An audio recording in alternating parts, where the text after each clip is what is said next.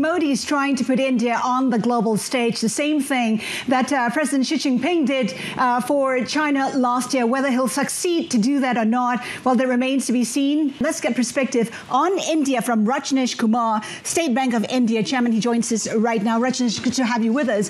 Inflation is the big issue in India, and currently inflation is above the target of the RBI. Do you see interest rates rising faster than expected because of that? No, inflation definitely in last 3 years, the stance of the monetary policy and the whole policy of Reserve Bank of India has been about containing the inflation. And they have been, I would say, reasonably successful in that.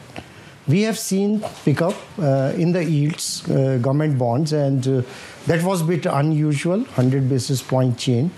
But going forward, our expectation is that this number should stabilize.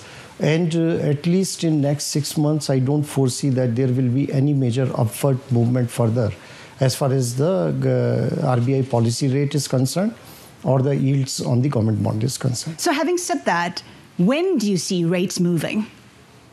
I will see rates, rather I would say that I am seeing rates remaining stable for some time. What's some time? Some time means at least a year or so.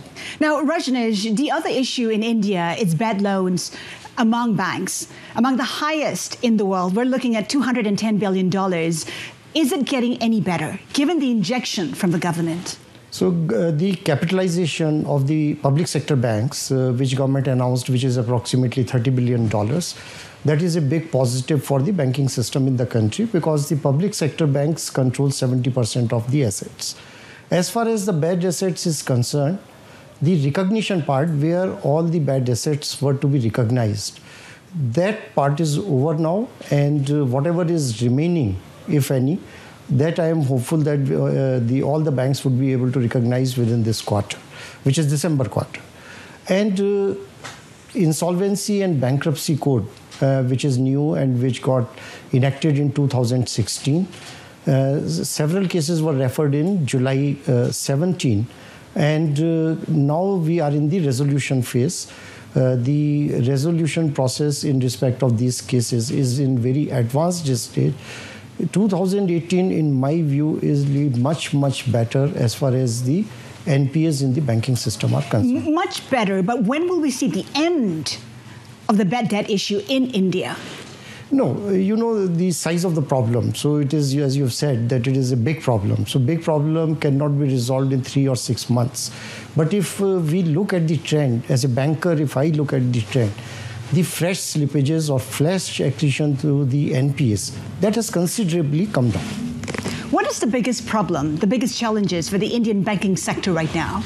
The biggest challenge would be that through whatever process we adopt for resolution of the NPAs, either through the insolvency code or any other method where the bad assets are sold, there will be a gap in the provisioning. And that is precisely where the support from the government is required.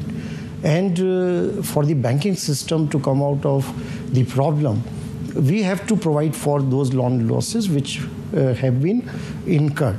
And that will take a little bit of time because one is the government support by way of the capital, and second is the process itself, which though after the NCLT process, the time periods are being honored. So far, I have seen that the time periods which are given in the code, we are by and large able to stick to those. So ultimately, it is the issue around provisioning for the loan loss, taking them into your balance sheet and P&L, and move forward. One of the key issues is demonetization, which Modi implemented. Some have called it an epic failure. What do you make of that policy? I think this is a very early judgment if somebody is calling it an epic failure, because a measure as sweeping as demonetization, the criteria on which it has to be measured. First, people should decide that what is the criteria on which the success or failure should be measured. So if the idea of demonetization was formalization of economy and bringing more and more people into the tax base, and as well as the general awareness among the public and the people that taxes have to be paid, to that extent it has, in my view, succeeded in its effort.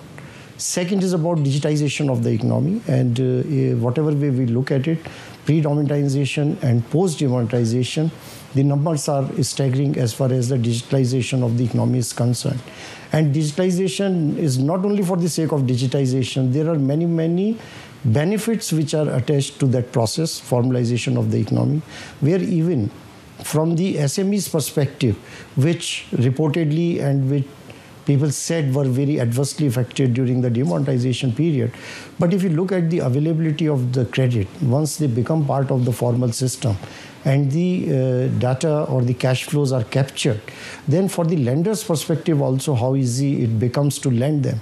So that is, I think, a big benefit which is still people have not accounted for or taken into consideration. All right, Rajnish Kumar, State Bank of India, we thank you for your insights today. And of course, India poised to be the third fastest growing economy in the world, Matt, but still being saddled by lots of different issues, including inflation and bad debt among Indian banks.